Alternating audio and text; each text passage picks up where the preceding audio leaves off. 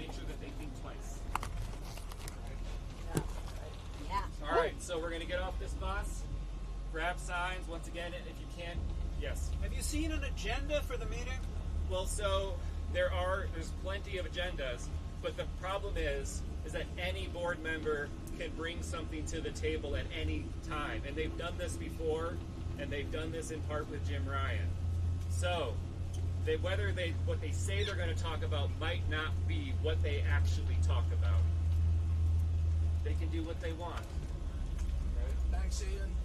All right, thank you. Now, one more time, give yourself a round of applause.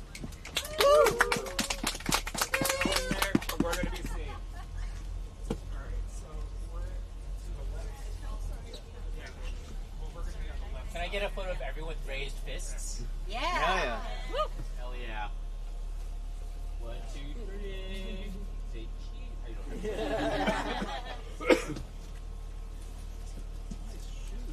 Thank you. These are my union boots. So we're going to be in this building on the left side called the Pavilion, where you see that security guard. They were going to do that to us before.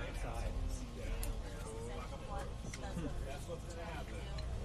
I wouldn't be surprised if we end up in a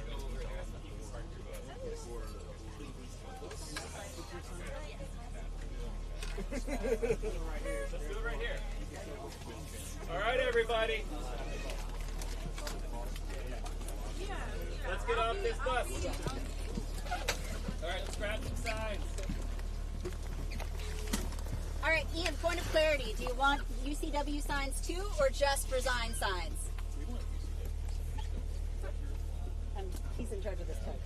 I didn't hear an answer. No, it's fine. I'm just going to go with it. I would assume all of them. All right, all signs. Are we able to get back on the bus at any point? Yeah, You we're know? going to get back on the same bus. But I mean, like, if we go inside to change clothes, can we come back on the bus to I get don't. stuff? I think we have time. What time is it? Oh, I mean, the thing doesn't start till 1:45. Like 10 after? Okay, so you have about 35 minutes to do so? Yeah, I'll ask the bus driver too. I mean, I don't know if they're I'd taking ask off. the bus This meeting driver. doesn't start till 1:45. Yes, We're here way early. we are here way early, but we want to be sure that we're the people in the front and center. That's right. Are you from the AUP? I'm Chinjirai Kumanika, National Council of AUP. Nice to All right. meet you. Nice to meet you. I'm Harry, Harry, Yes. much respect. President United Campus Workers. Nice respect, yes. Would you say your name one more time? Chinjirai, Chinjirai. yes. Okay. And you would tell me if I've said that one. Yes, I will. Thank you, sir. Of course. I'm sorry, you said one more time, you're Harry? Harry. Harry, nice to meet you. Ari, and then like they were talking about a joke. Is that everything you need? We've also got Much respect to UCW VA, you know what I mean? Thank you. We know y'all Thank you very much. been in the fight, and you know what I mean? All the flowers All right. to Harry. Yeah. All right. All right. Much All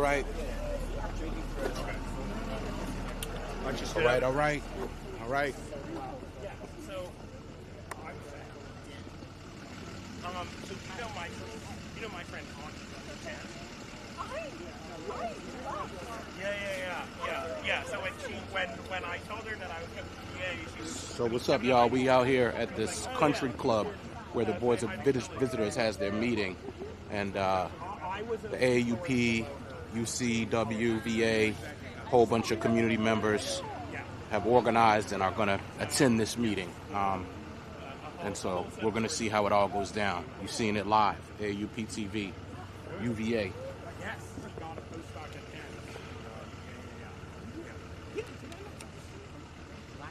No. So she got the Mitchell Center / SNF thing. Yes, and Jeff Green. I mean, like I sent it to her. All right, let's start moving over so we can create some space, sir. All right.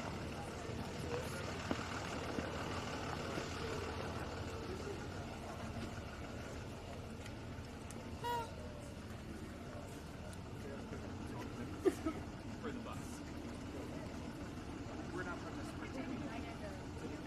Okay, public meeting. Yeah. Okay, understood. So.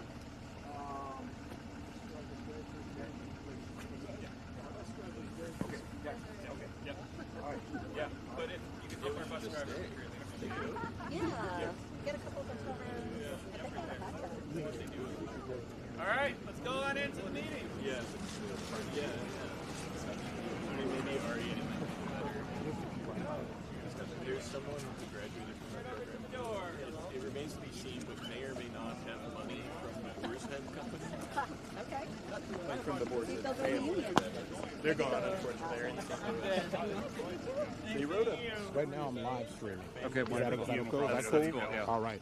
You want to explain what's going on for people real quick? So right now, we are walking into the Board of Visitors meeting University of Virginia. They are the governing body of our school because we want to stop them from appointing a MAGA president to our university against our wishes. They've conducted an illegitimate search.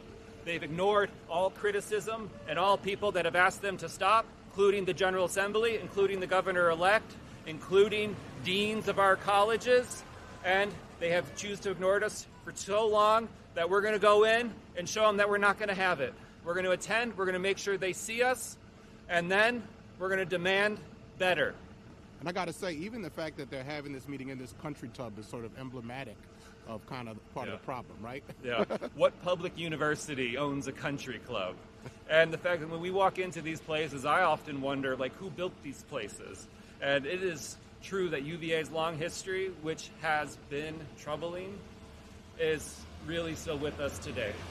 And we're working to change that. We want a more democratic university with more decision-making from staff, students, faculty, and community. We can't just have a bunch of political appointees making all of our decisions for us. They don't know how this place runs. They don't have the best interest for the people of Virginia, and we need to change it.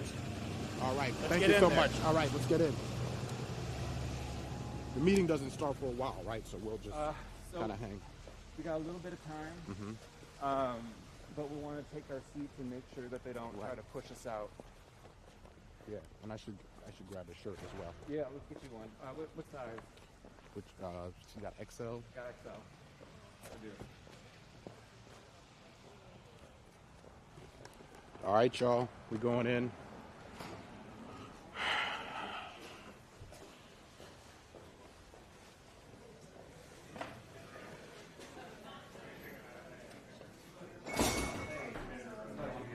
Hey, how are you doing, sir? Sorry.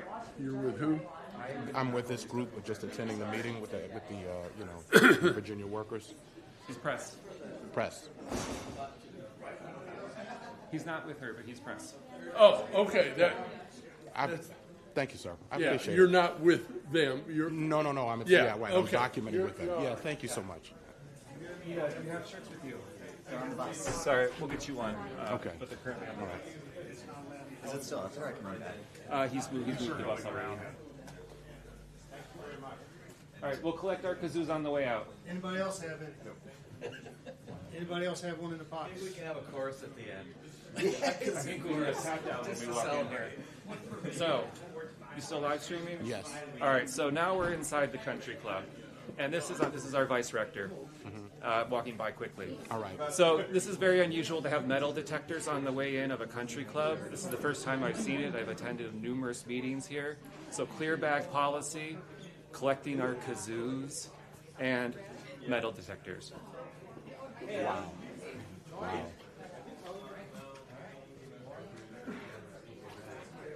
Do we have our tickets to get in? Where are they stopping us there? Let me go check. Okay, cool.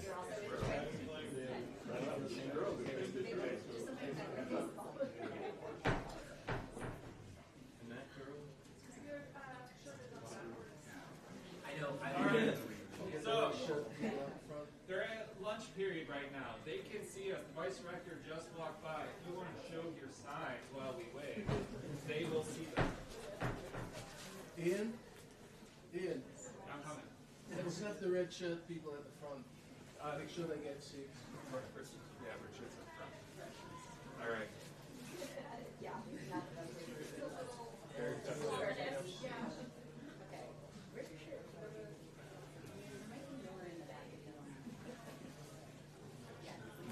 TV is live right now. From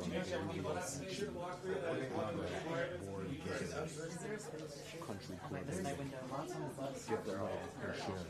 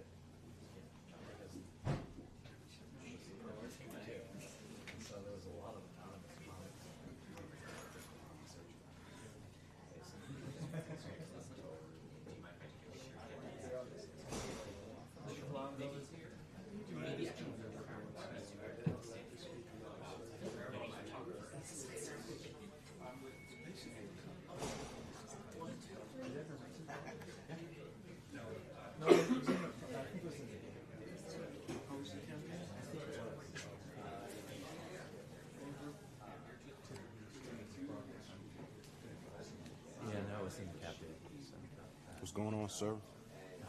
On the National Council of AAUP. My name is Ginger. I came down from New York. Much respect to y'all. You made it. Nice to meet y'all. Nice to meet y'all. Much respect for y'all.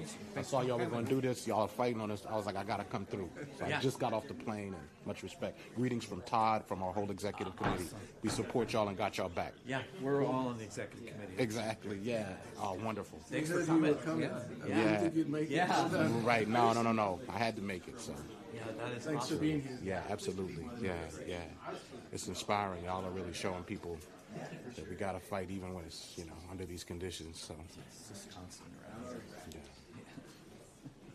Yeah, so Todd and me have been really helpful lately. They've been showing up to our meetings. So you can say hello to them. Yeah, We're live, Todd, by Mia, the way. thanks for sending Sean. Thanks for sending Money. Yeah. bus. Yes.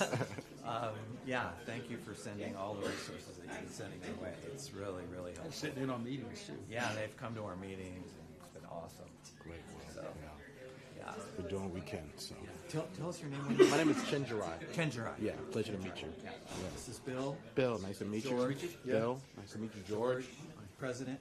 Oh, Adam. oh, wow. Yes, okay. Adam. Adam, pleasure Yeah. to meet you. And I'm Walt. Walt, pleasure Past to meet you. president. Yes, exactly. Okay, cool. And major troublemaker. Yeah, that's what we. It's a good team. That's what we need. Troublemaker. Excellent team. It's a good John Lewis team. That's right. Ian up front there is also. And Ian, we just had Ian on AUP TV, and he's talked to him. So y'all are just a chapter of incredible leadership. So. Some of us are in the AUP and the UCW VA. Yeah, also much respect to them. That's right. I just met Harry. Yeah, they've done a lot to push for this as well. So Wonderful. Oh, and we also should thank them for sending Ollie. Oh, for Ollie. Ollie came. Okay. Here. Oh, dope. Yeah. Wonderful. Yeah. She's awesome. All week long with this. Okay.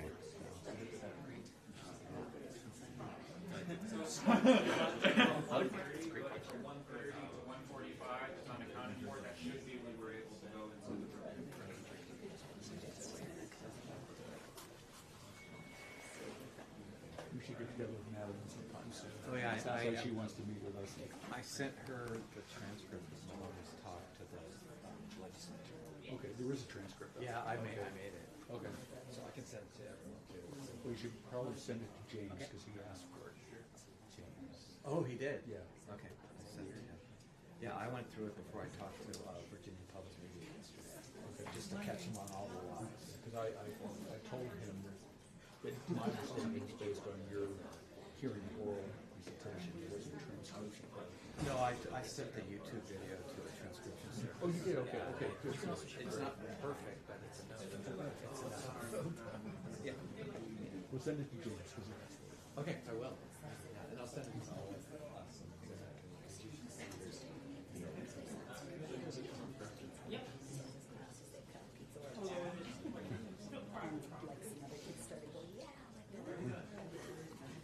I feel like they're lobbying for more pizza for me.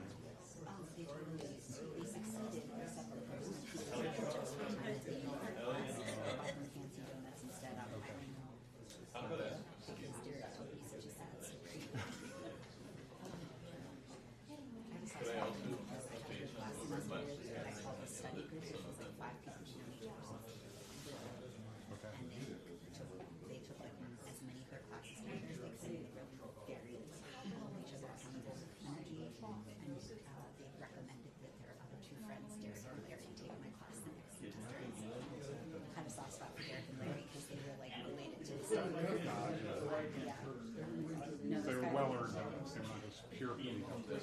Yeah, I have my class negotiate with me who's on like basically they have to develop candidates and then ultimately turn the election. And Derek's movement did not win, but he did manage to negotiate for his pizza party clause in the final product. I did not.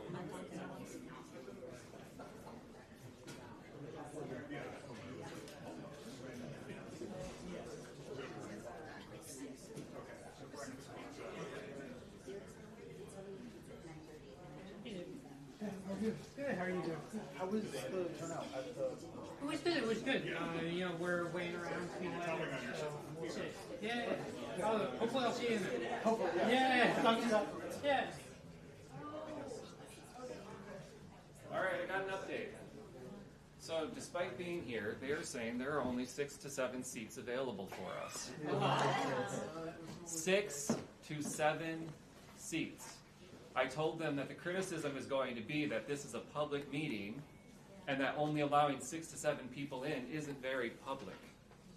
Right? When they hold these meetings at the Rotunda, we have the same criticism. Part of holding things at Boar's Head is that there is more space. Hey, Ian, tell them that we're going to communicate this to the legislators at the next session. Believe me, I am. So, what we want now is we want 6 to 7 people in that room, and we're going to keep I've asked them to add more seats. We want more seats. Our demand is pretty clear. It's fair. This is supposed to be a public meeting available to the public, which we are. Not just as workers, but as members of this community, as residents of Virginia, we have a right to be in that room. And they're telling us that we do as long as it's only 6 or 7 of us. Yeah. I was at a meeting in this very space this summer. There were 30 or 40 seats. Yes. Why 6 or 7 today? Are there 30 that are promised to other people? So they have, the room can be corded off in different ways. They've made it artificially small. It's not the full room, because the walls move. So, can I offer, since they've started, you want to get 6 or 7 people? So what I want to do is I want to get 6 or 7 people in there right now. Let's get 6 or 7 people with red shirts to the front of this line. I'm going to stay out here with you. Or maybe I should go in. I'll go in. Go in. Who wants to join me? 6 or 7 people, let's go. Step up. Someone with a red shirt on. I have a red shirt, but it's not the union. All right. Okay. I should go just take pictures. Susan, come on in. Yeah. All right. We've got an all-star panel here. 6 or 7 people. Let's see how many they let in. They are shutting the doors because the noise. Talk. Do what you want. We're not here to be disruptive. One again, but like, you're not in a library. It's okay. They can tell you if you're too loud. Ian, have you appointed a surrogate in case they do offer more chairs? Somebody who can speak for us as a group?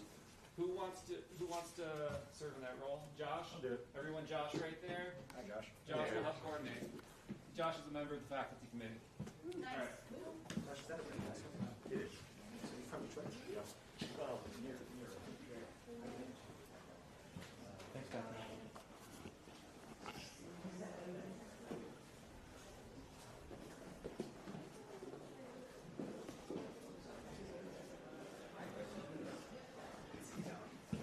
Kim? Oh, yeah. Good, you? Good, sir, thanks. A little disappointed about the number of seats. Sir? Disappointed about the number of seats. It's supposed to be a public meeting.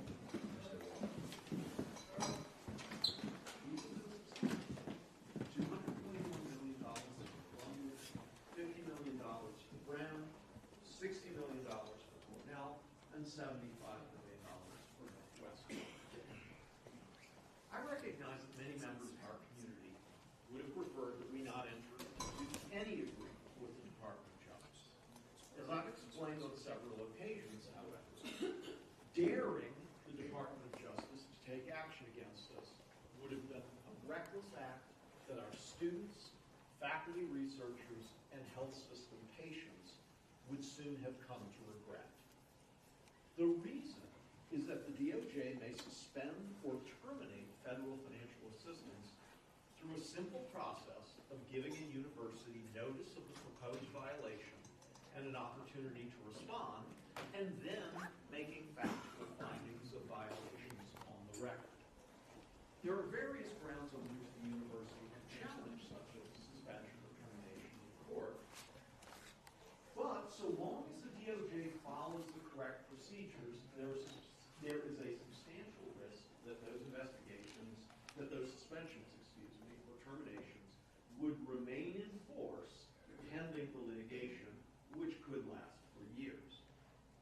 I've also heard criticism that the agreement gives us no protection against future DOJ actions against us. That criticism is based on a fundamental misunderstanding of the powers of federal regulatory agencies. The DOJ has the statutory authority to investigate and ultimately sanction any university for violating civil rights laws at any time. The most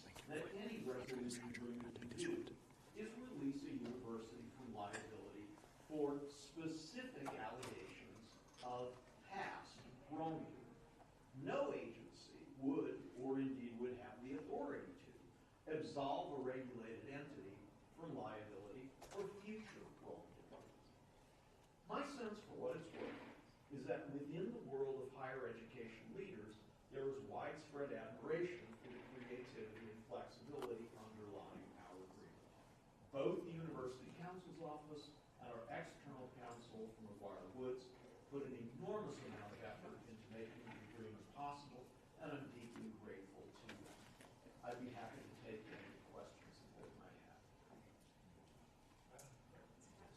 Thank you, Dr. Sheridan and President Boney. I have a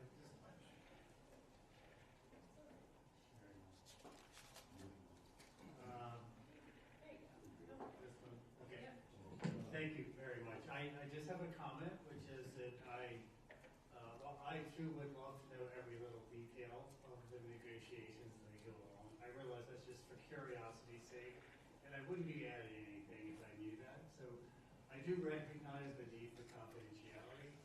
I felt completely confident in your skill set for guiding us, along with Rector Sheridan and our Vice Rector and our outside counsel, and I felt like we were in great hands all along. I do think that the lack of transparency, which was essential, is something that a lot of people don't understand, and therefore we get these allegations of no transparency, which I think are unfounded. And so I hope that everybody can sort of see that side of it. But I do thank you for your effort, and I think in comparison, it was a terrific outcome. And the risk we had of hundreds of millions of dollars lost in jobs and research, it's too great a risk to go to war. So thank you very much. Other questions and comments? I have a question. Yes. What is our total federal grant amount that number one, and then number two, that you think was at risk for purposes of the investigations we are under?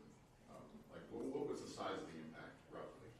So during the current fiscal year, I believe our federal research grants total about $450 million. The important thing to recognize is that it's very easy for the government to terminate those. All it really has to do is to send a message to the principal investigator saying stop. Thank you. Other questions on this topic? Great. You want to move to the discussion of research? Absolutely. Thank you, Madam Rector. The university's faculty perform both sponsored and unsponsored research. Sponsored research, funded by government agencies or other grant-making sources, is most common in STEM fields and education. There are comparatively few opportunities for sponsored research in the humanities and social sciences. Nevertheless, tenure-line faculty in those departments are expected to publish scholarly works that advance knowledge in their fields. I can cite my own experience as an example. My appointment is in the law school, which has negligible sponsored research. Oddly enough, neither governments nor private foundations show much interest in advancing legal knowledge. Nevertheless, I have produced research in my fields of interest: capital markets regulation, law and economic development, contract law, and others. This research doesn't require a laboratory, and it is relatively inexpensive, although some of it involves the use of data sets, statistical software, or scholarly journals that can cost thousands of dollars per year. Some of those resources are provided centrally through the university's library system. The law school also provides its faculty with a modest research budget that can be used for resources that are not provided. Universities, ranking organizations, and AAU membership criteria all pay attention to certain metrics that seek to measure the quality and quantity of research that a university produces. These include the dollar amount of sponsored research, the quantity of scholarly articles, monographs, and books produced through both sponsored and unsponsored research, the number of papers in high-prestige journals in the relevant field, and the impact of prior publications, tracked through the number of citations and other methods. As this board has discussed previously, oversight of the research enterprise is currently spread across multiple committees. And the rector has justifiably noted that board meetings often pay more attention to the other two components of our mission, teaching and patient care, than to research. Before the board decides what is the best structure for oversight of our research activities, I think it would be useful for university leadership to provide the board a more thorough description of the research enterprise. To that end, I would like to propose that we set aside time at the March meeting to do a deep dive into research, both sponsored and unsponsored, at UVA. I can envision that consisting of two different but complementary pieces. First, in the Academic and Student Life Committee, we should discuss the nature and scope of research activities across the entire university.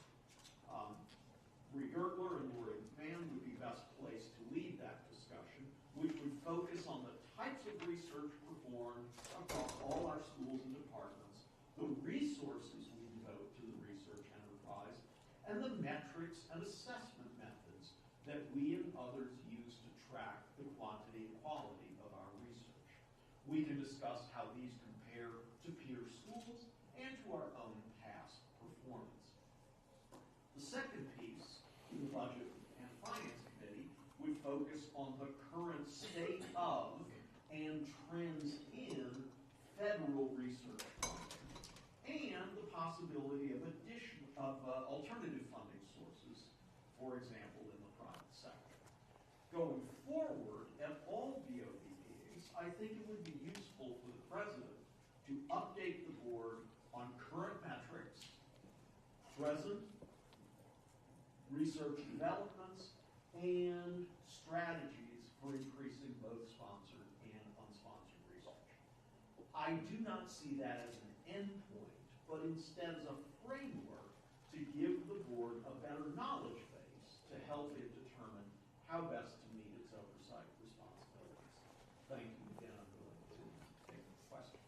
Great. Are there questions on that topic? I mean, I would like to say thank you for kicking off the conversation on this. I think research is absolutely fundamental to this university. It is one of the three things that we focus on: education, world-class education, research, and patient care.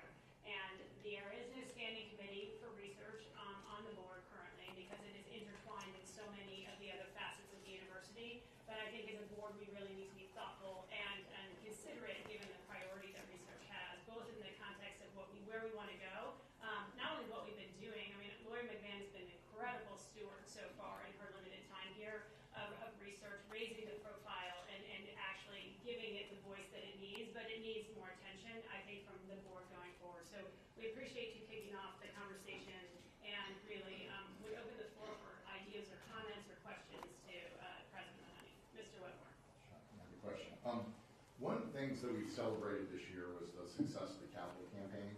You know, and when you think of when most alumni and other members of the community think of the capital campaign, they think of things like buildings, professorships, scholarships, libraries, you know, the usual things. Would it be possible to have a capital campaign that's focused on research projects, to fund research projects? Lori is giving a vigorous nod. Yeah, I don't know. I mean, I think about, I guess I immediately think about, we have the Manning Institute. That was obviously the byproduct of a very generous and large gift from one of our board members to get that ball rolling.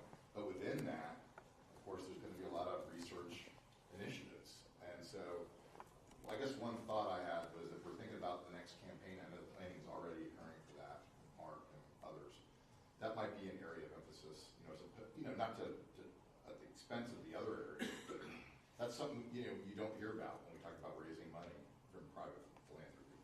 Well, I think particularly that research infrastructure is a huge need and something that would be quite well suited to a piece of an upcoming capital campaign.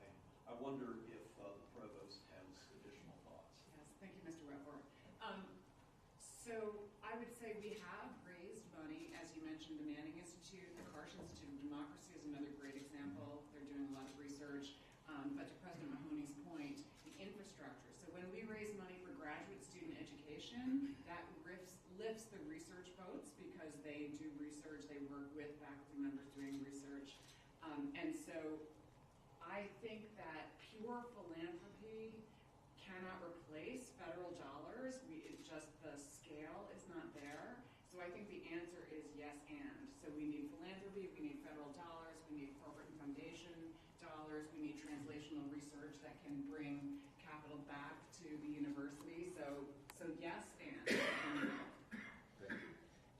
Other questions about research?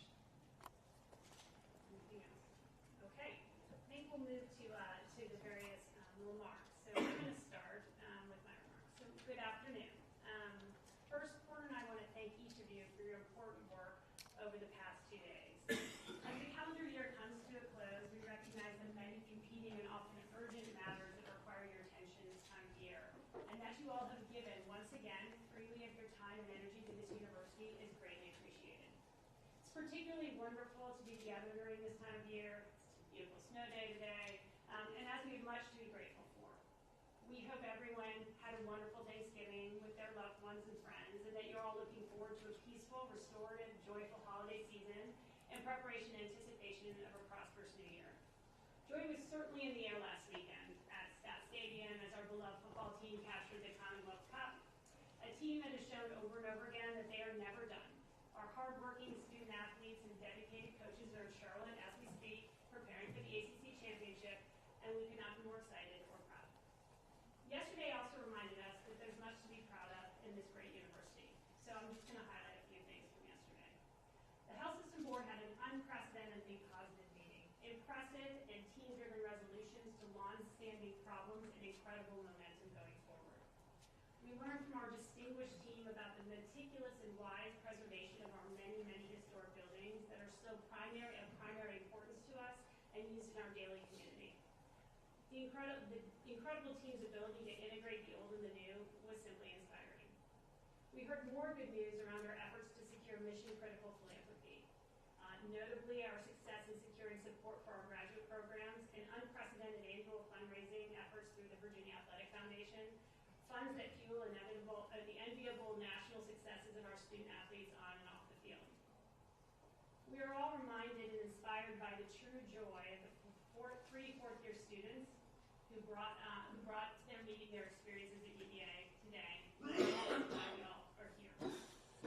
Today, we've already heard about the mission-critical resolution of the material weakness in our financial reporting, mission-critical not only to the university, but to the Commonwealth itself, and we've heard about the university's tremendous economic impact on the Commonwealth.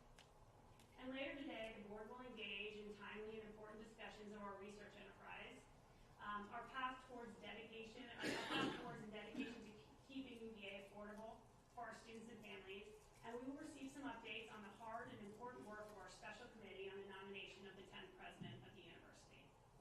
I also want to take a moment to address some less joyful and more concerning recent events, which are really sadly aged to paralyze everyone's efforts to do what's right for UVA.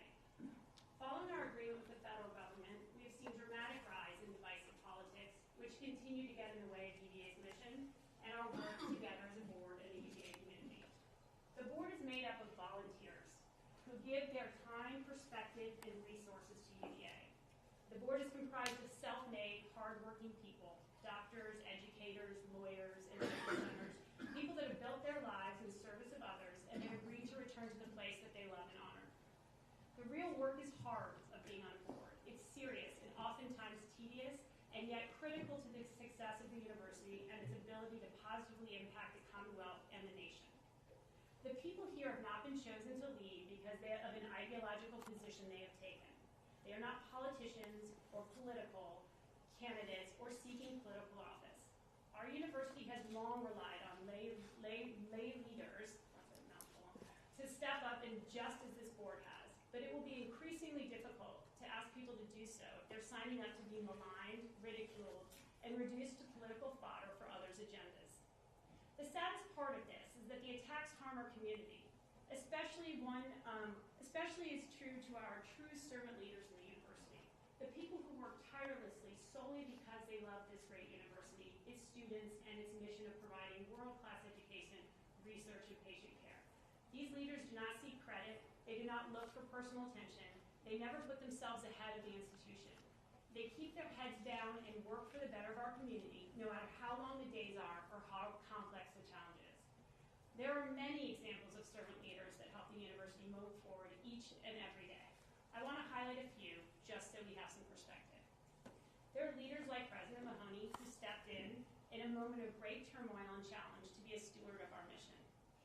Carla Williams, who leads with grace and humility every day, helping students and colleagues reach their highest potential and whose tireless efforts have allowed thousands of UVA student athletes to use their talents and enhance the university in countless ways. J.J. Davis, who engages in a hands-on way in every aspect of the university, from protecting our AAA credit rating to personally caring for students and families in pain.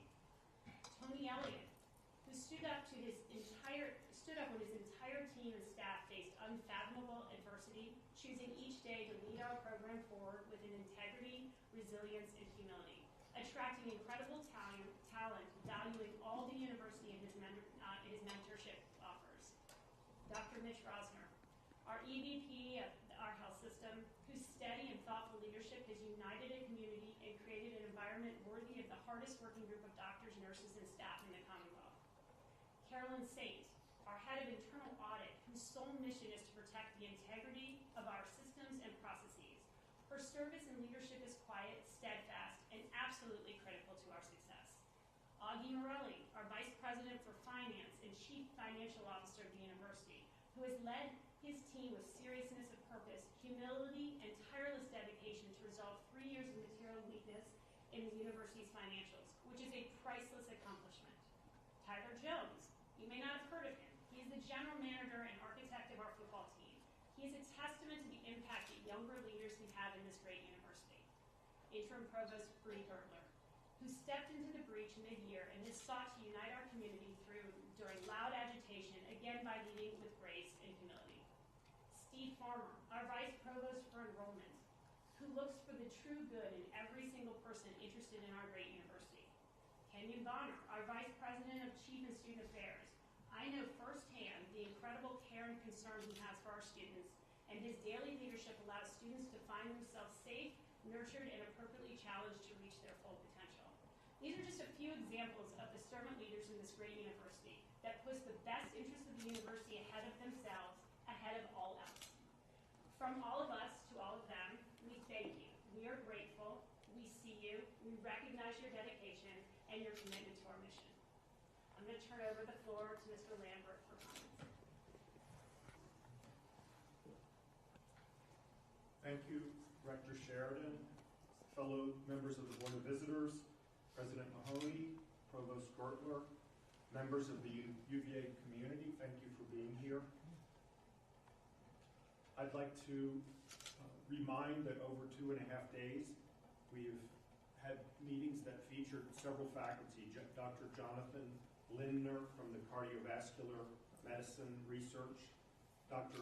Megan Tracy, faculty rep on the Health Systems Board, Professor William Robinson in charge of a key program there, Dr. Terry Riffon of the Weldon Cooper Center, and the remarks I'm going to make there as well informed by members, parts of the community, the UCW, who are some here today, the Faculty Senate, UVA Faculty Senate, the General Faculty Council, the AAUP, also here in the room today at the chapter, state, and national levels.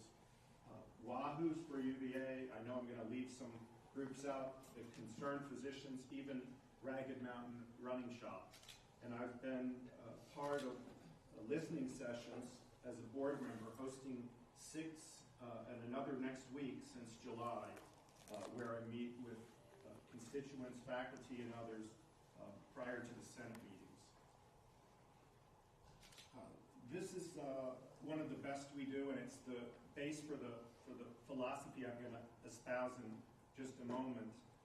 As board members, members, we are invited to participate fully in the UVA community.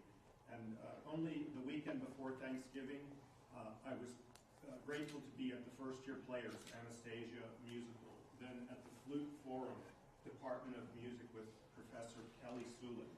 What a great day it was. The fall dance concert was later that evening with Professor Kim Brooks Matta and others of the Department of Drama. Then the next day, the Virginia Players Lab Series hosted an original play by Claudia Hunn at the Helms Theater, some way independent of this Department of Drama student-led organization. And then I had experience of the UVA Chamber Singers featuring an Estonian composer Arvo Part, conducted by Professor Michael Swan at St. Paul's Church. And then 2 days ago, the Chanticleer a cappella group in the Tuesday evening concert series at Old Cabell Hall. On. And why I'm telling you these, as performance arts, they sometimes exist in the spaces between the poles of our activities. And more on that coming up. I want to quote from some scholars that I've met thanks to my colleagues mostly in New Cabell Hall and South Lawn now and Gibson Halls. They have suggested to me the eminent scholar Judith Butler, who captures our vulnerabilities when we seek identities in relation to one another, and has described we are typically undone by each other. So this is a caution in this time the rector mentioned. Let's not undo each other and in oppositional speech. Second, one of the religious studies faculty told me I must read exegesis. So I found from Philip Dick, a visionary of hidden structures and fractured realities, that the symbols of the divine appear in the trash stratum. So what does it mean, trash? It's the interstices, the floating, the ejected, the spaces between. Third, more familiar, Edgar Allan Poe reminded us about the mystic spaces that exist around the central grounds. And in a letter in 1848 to George Eveleth, he described, "We became insane with long intervals of horrible sanity." So very interesting phrases there. And last, I want to point to Aristophanes' Lysistrata, where the protagonists have leverage and force not in the poles, but in the spaces between opposing forces. And they describe the social and political power lies where the tensions meet. And it's Gine kon dest, ito Sophie zest tai. That was ancient Greek. Thanks to the College of Arts and Sciences for that. Together, these lines suggest a philosophy for this board and maybe for the university that is about the interspaces that themselves may be uncertain, unstable, and where our transformation is beginning and will continue. Here's the philosophy, and I'd like to call, for the time being, interpolarity is between the poles. And it's nice to point it differs significantly from pluralism and diversity, although it owes to them. Interpolarity begins with a simple idea, is that the most important of this system is not the poles themselves, not academic freedom, not accountability, not innovation, not continuity, not even student safety or institutional safety, but the spaces among them. The interspaces, the interstices, are where students can best develop, and even the Board of Visitors has evolved versions of those same students. And it can be where our risk and our hostilities, sometimes they concentrate, but sometimes they dissipate. Let's pay attention to the interstices where cultural factors collide and where identity dissolves and mystifies even, and where we'll ultimately find resilience and joy in the community. foremost, many of these polarities, I'm talking more about the spaces, but the polarities themselves, we must allow them to be undefined, realize they are emerging, and maybe unknown for all eternity. Some are forming now in ways our board and community can only partially see, and as Poe called it, the horrible sanity, it's as if we have some blinders to those. Traditional corporate risk models focus on what is known. On the other hand, interpolarity as a philosophy equips the board to govern both the known and the not yet known. As the university copes with external pressures, some of which we've heard about in this session, political, cultural, economic, regulatory, and even our internal factions, insisting that one pole must dominate another. The university must not be endangered by the existence of such poles. It's endangered when those poles collapse, when nuance becomes dogma, when fear or regret override reflection, and when connective tissue becomes inflamed. As board members, we must respect and protect the interspaces.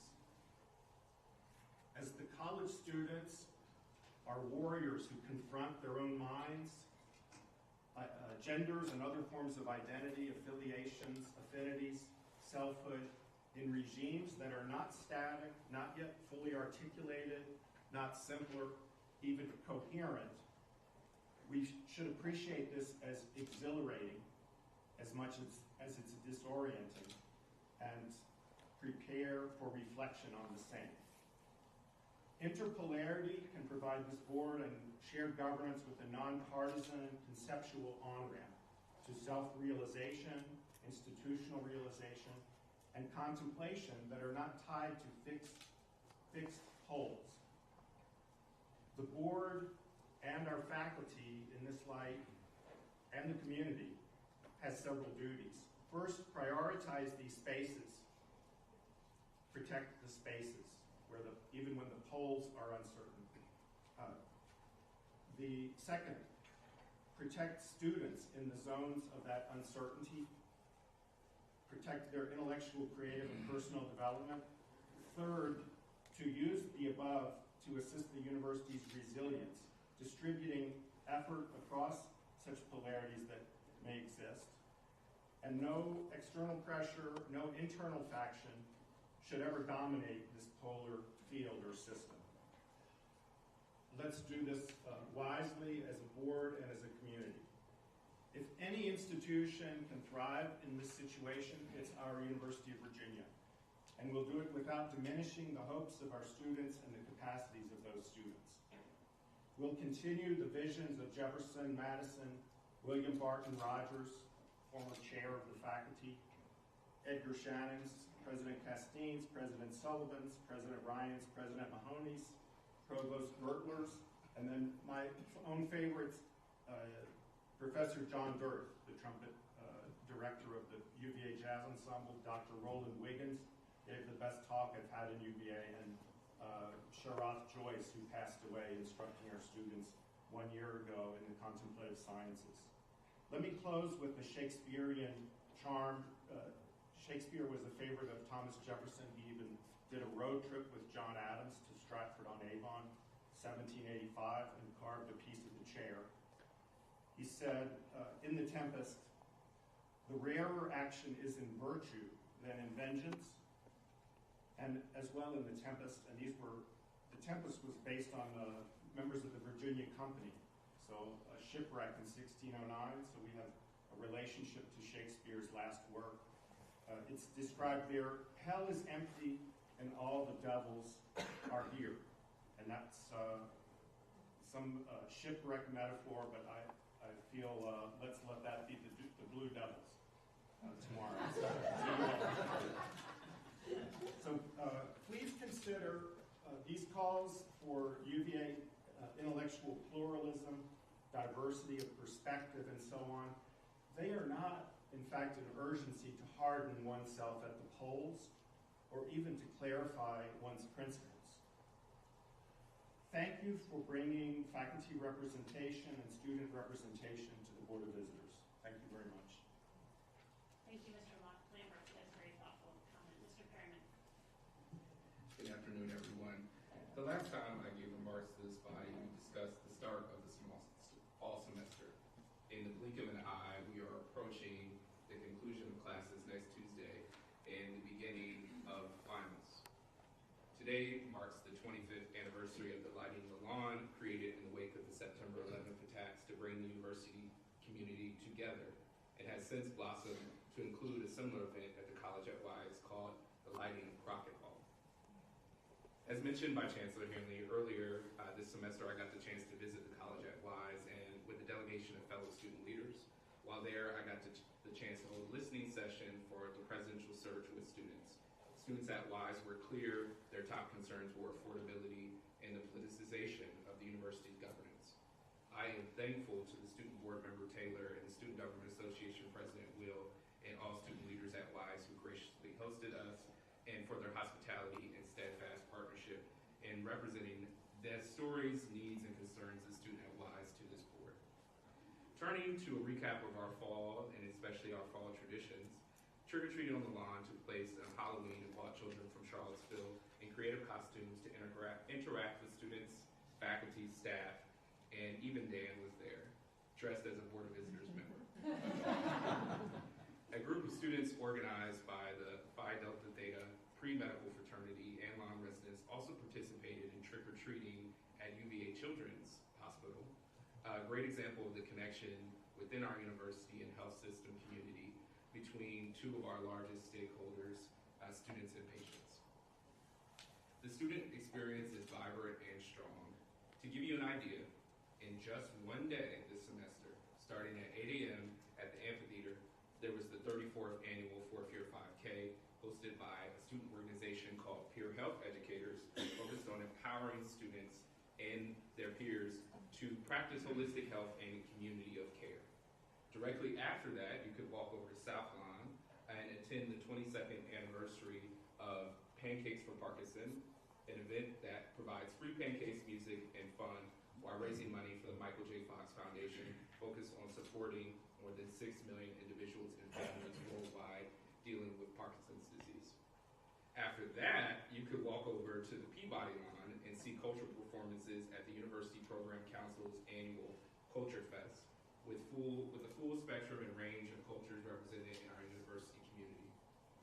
Then you could attend the Virginia Interfaith Coalition's Crafting and Connections, focused on creating an opportunity for the students of differentiating religious backgrounds to meet each other and have interfaith dialogue.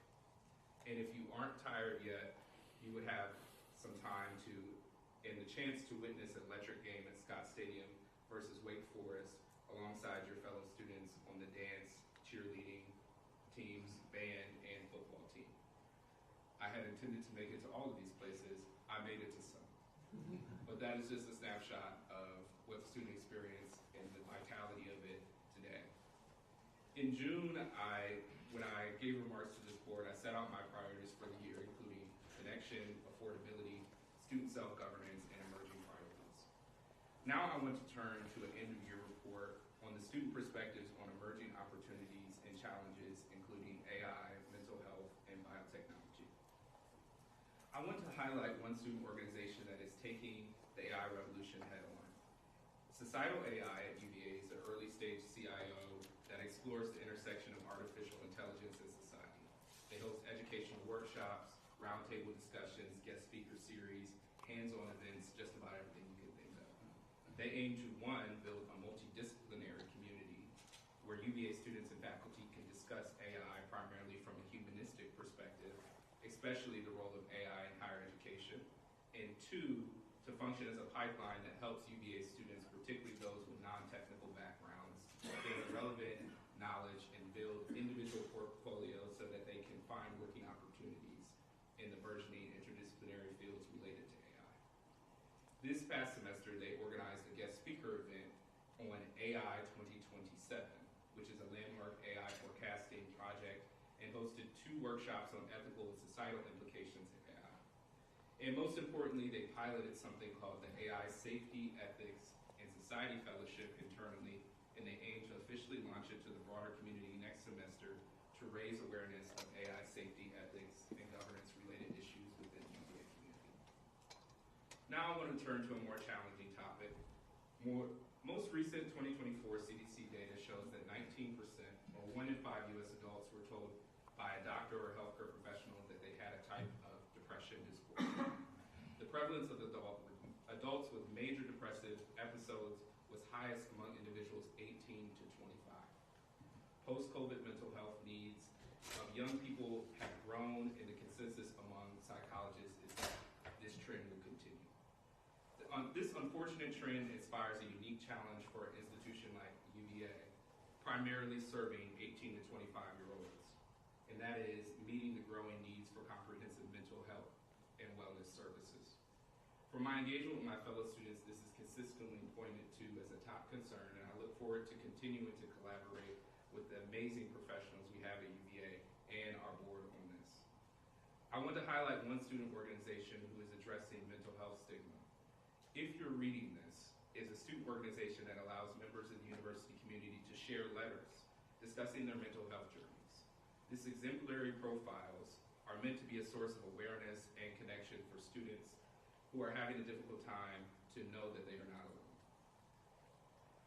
I'm going to continue engaging in conversations with students, faculty, administration, and this board on collaborating to meet these emerging needs and bolster access to the great deal of resources that in existing supports we do have. Finally, I want to highlight a story of a student and a student perspective on career interactions with the biotechnology and biopharmaceutical industries and their growing presence in Virginia. Fourth-year biomedical engineering student Zach Palazzaro will be working for Merck following his graduation. And I caught up with him a little bit about his journey, and he said he was able to land this role in a top pharmaceutical rotational program because of his diverse skill set and resources in the School of Engineering and Applied Sciences. More specifically, his classes didn't necessarily pigeonhole him into only making medical devices, but instead gave him the skills to apply the engineering mindset to all problems. And the Center for Engineering Career Development, the school's embedded career center, performed mock interviews, resume reviews, and made themselves available all summer to help him, even sometimes over the weekend. Many students are excited about the investments and jobs that are coming to Virginia related to the burgeoning biotech industry.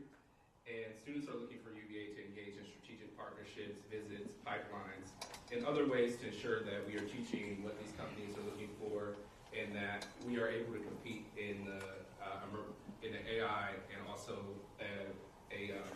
emerging job market. So I know that was a lot, but I'm glad that I got to present this end-of-year report to the board on these emerging opportunities, and I want to wish our entire university community a restful and happy holidays. And thank you, Madam Rector. That concludes my response. Thank you very much for those thoughtful comments. Okay, I think we are going to move on to an approval of, we're going to have a leadership discussion about our grants. Yes, that's right. Sorry, I was jumping the gun on approving the grants. Yes, let's turn it over to you. Thank you, Rector Sheridan, for your remarks, and thank you to Professor Lambert and Mr. Perryman for your thoughtful contributions. Allow me to repeat what I told the board in September. I am grateful to this board for the trust that you have placed in me. Serving as interim president has been a tremendous honor. The university as a whole has enjoyed a full and busy semester. An unfortunately large amount of my own time since the last board visitors meeting was devoted first to the proposed compact for academic excellence in higher education, second to finalizing our agreement with the Department of Justice, and finally to explaining that agreement to multiple student and faculty groups, to the local press, and most recently to members of the General Assembly. The good news is that by now I've said nearly everything one could possibly say about all of these topics to nearly every group that has an interest in them. It is well past time to shift from defense to offense That is to refocus my efforts and those of our leadership team back to teaching, research, and patient care, which is why we are all here in the first place. In those realms, I'm happy to say that since the last board meeting, there have been many opportunities and many moments to celebrate. If you haven't read it, I recommend to you an op-ed that former Rector George Martin penned in the Richmond Times-Dispatch today, giving thanks for the University of Virginia. He expressed that gratitude more articulately than I can, but I will at least share a few recent developments. Since we last met, the university has received several accolades, including being named the #2 best value among American public universities by U.S. News and World Report, up 1 spot from last year. Last month, Time magazine named UVA the #3 public university for producing American leaders, which I think is a wonderful reflection of our founding mission. We still strive to produce leaders who can meet the challenges facing our nation and the world today. Financially, the university had a strong year. VIMCO did a wonderful job of stewarding and growing our long-term invested assets. Our executive vice presidents made it a priority to integrate financial reporting and internal controls across the entire enterprise. Their efforts led to the clean audit opinion delivered earlier today. As you've heard over the past few days, our students have continued to excel and contribute to our community in many ways. This coming weekend is an excellent example. This evening, we will celebrate the 25th lighting of the lawn, continuing a cherished tradition that, as Mr. Perryman noted, began as a way to bring our community together after the September 11, 2001 terrorist attacks. This event is student-led. A dedicated committee of students spent many hours throughout the semester working with our excellent facilities management team to put together a fantastic show. I hope that you can stay tonight after our meetings and enjoy all of the student performances and the drone light show over the rotunda. Tomorrow, many of us will travel to Charlotte to watch our men's basketball and football teams compete. For the football team, of course, the ACC championship and a spot in the college football playoff are on the line. All the while, there will be recitals and concerts on grounds, final projects will be completed, and students will end their classes and begin exams next week. This semester, we have challenged our students to explore and debate different viewpoints in a respectful and productive manner. We've held Disagree with a Professor events, in which faculty volunteer to make thought-provoking statements and then encourage students to debate them with the professor. We've also encouraged conversation rather than technological distraction during dining hall meals. There are table tents on selected tables in the dining halls that encourage any student sitting at that table to remove their earbuds or headphones, put away their cell phone, and converse. I've had lunch a few times in the dining halls at those tables and will do so again on Monday. Some professors are also embracing tech-free or reduced tech classrooms with the enthusiastic participation and good feedback from students. I enjoyed attending the 5th annual UVA Student Oratory Contest last month in the dome room of the Rotunda. This year's competition asked students to select an episode from American history that illustrates the principles of the Declaration of Independence. A new working group of faculty and staff across grounds now meets regularly to expand our student-facing free speech initiatives. These efforts are aimed at cultivating a robust culture of free speech on grounds where different viewpoints are welcomed and debated. Starting in January, we'll launch a full year of student and public-facing programming connected to the 250th anniversary of American independence. This will comprise curricular and co-curricular components and cultural events, including musical and artistic performances and speakers. We are working to get out word that we have a copy of the Declaration right here on grounds, part of the small special collections library. We're working closely with both our community partners in Albemarle and Charlottesville, our friends at Monticello, and the statewide Virginia 250 Committee to create a year-long collection of events. UVA's researchers continue to make important discoveries and advances in key areas, including neuroscience, artificial intelligence, data science, and national security, just to name a few.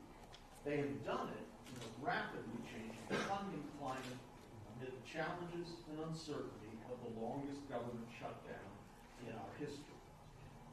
I was delighted to participate in an event welcoming AstraZeneca to Albemarle County earlier this fall, marking the start of a partnership that I believe will pay dividends for research and for our students' education and career prospects. It has also been wonderful to see progress within the Manning Institute of Biotechnology as we witnessed the topping out earlier this fall. UVA Health has continued to stabilize and demonstrate impressive upward momentum. We have brought in strong leaders at the executive level, advanced major strategic investments, including the Manning Institute, improved the capabilities and security of our digital systems, and expanded access to care with primary and specialty care sites across the region, as well as the new mobile care unit.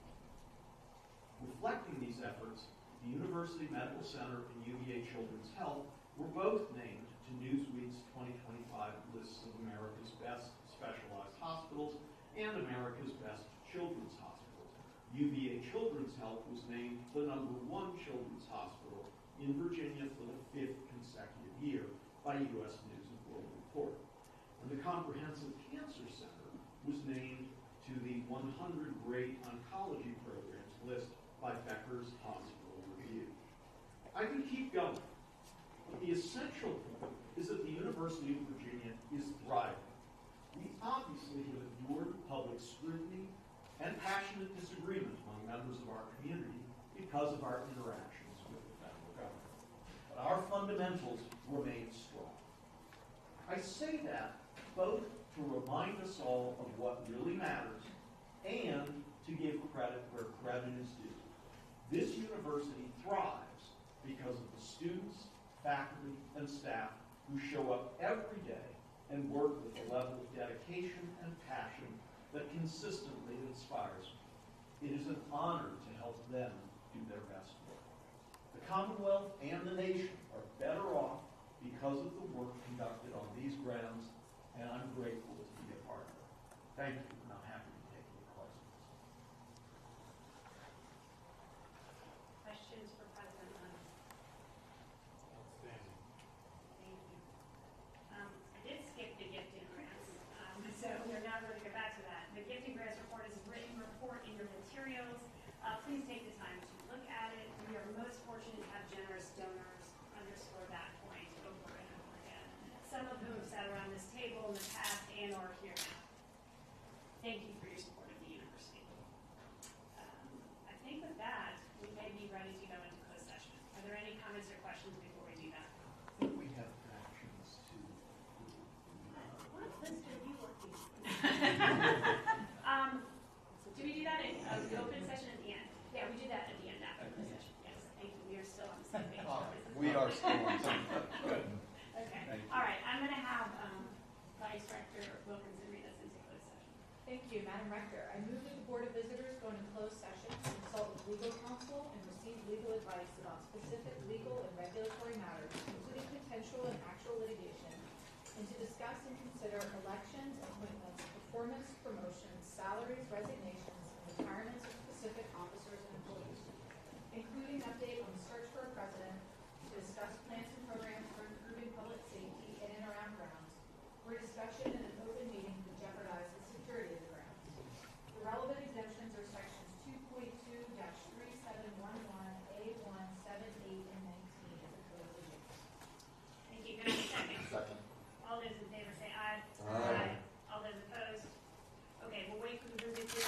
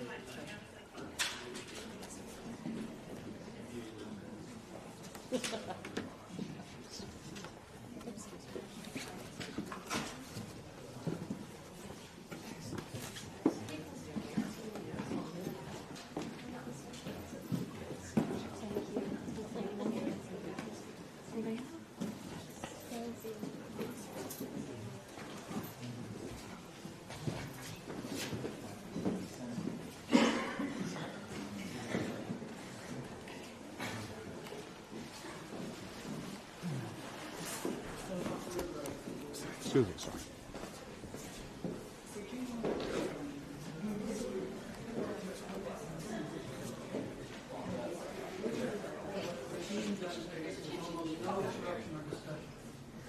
All right. Wait for everyone to get out. So what's going on? We're all walking. Oh, you're too. All right, so we'll give everyone an update. So we walked into this meeting. There was some just general remarks from the student rep, the faculty rep, which are the only two pretty much non-political appointees on that board. And there was a strange comment about divisive politics on grounds. The rector spent a significant amount of time condemning an element of our community that she thought was disruptive and harmful to the operations of UVA. She's talking about us. Wow. Apparently where they say divisive, we say democratic. When we say democratic, we mean we want a seat at the table. We want to be a part of the conversation. We try, and they ignore us. We try to pursue official or formal avenues. They deny us. So when we show up, we make our presence known. We will not be ignored, and we are going to keep coming back. They can call us divisive all they want. They can criticize us in the press or to their country club fellows, but we want a more democratic UVA, and we're going to fight to get it. So thank you, everyone, for showing up. We're going to get back on that bus. We're going to have some significant messages for you, but for those of you that aren't going to get on the bus, I want to tell you something as well. Just once again, thank you for being here. This works because we show up. That's right. Yeah. Not just today, but because we show up every day. Yeah. And we are fortunate enough to have support from broader organizations too. United Campus Workers at UVA, but also at the state level. Harry, our president. We would not be here today without them.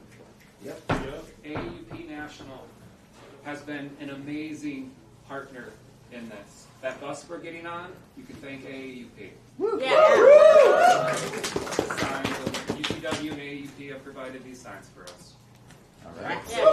If you are not a member of these organizations, sign up today. You can be a member of UCW if you get a paycheck from UVA. Sign up if you haven't. AAUP is a faculty advocacy organization. If you are faculty and you are not a member, sign up.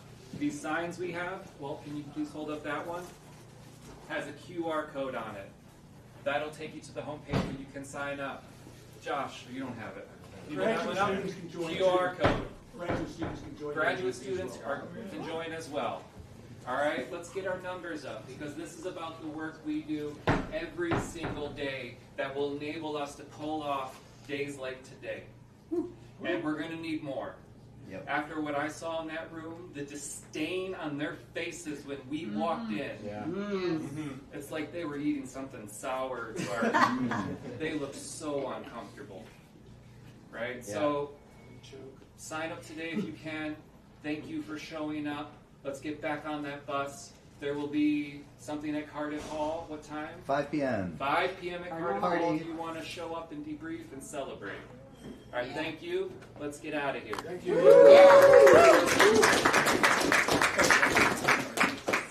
Okay, I don't know, but I've been told. I don't know, but I've been told. People here are mighty bold. People here are mighty bold. One thing that is clear to me. One thing that is clear to me. People here have unity. People here have unity. Lies and threats will not divide. Lies and threats will not divide. People standing side by side. People standing side by side. I don't know, but I've been told. cold. I don't know what I've been told. People here are mighty cold. People here are mighty cold. There's one thing that's clear to me. There's one thing that's clear to me. People here have unity. People here have unity. Lies and threats will not divide. Lies and threats will not divide. The people standing side by side. People standing side by side. All right, y'all, we did it.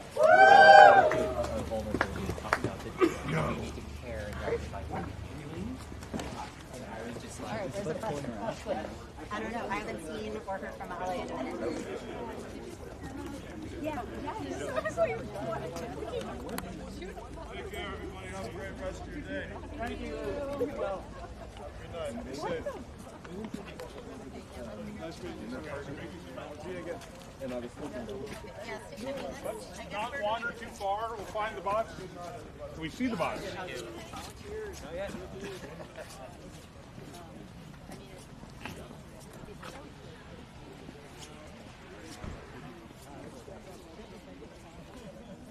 All right, so that was the Board of Visitors meeting.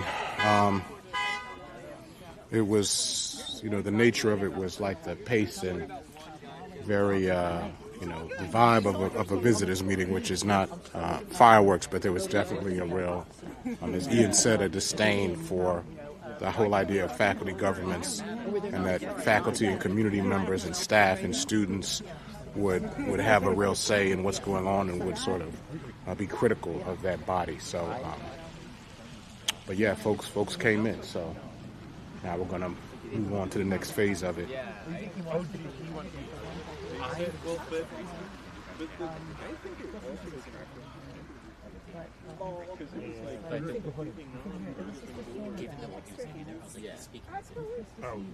Yeah, that's true, right? Well,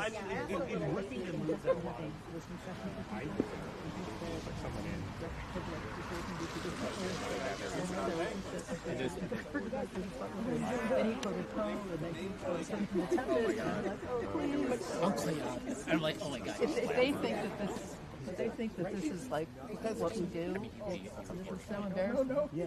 And it's one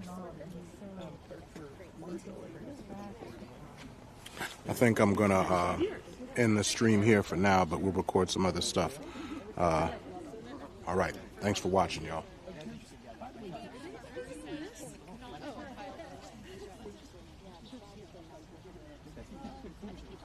I feel like Pete Seeger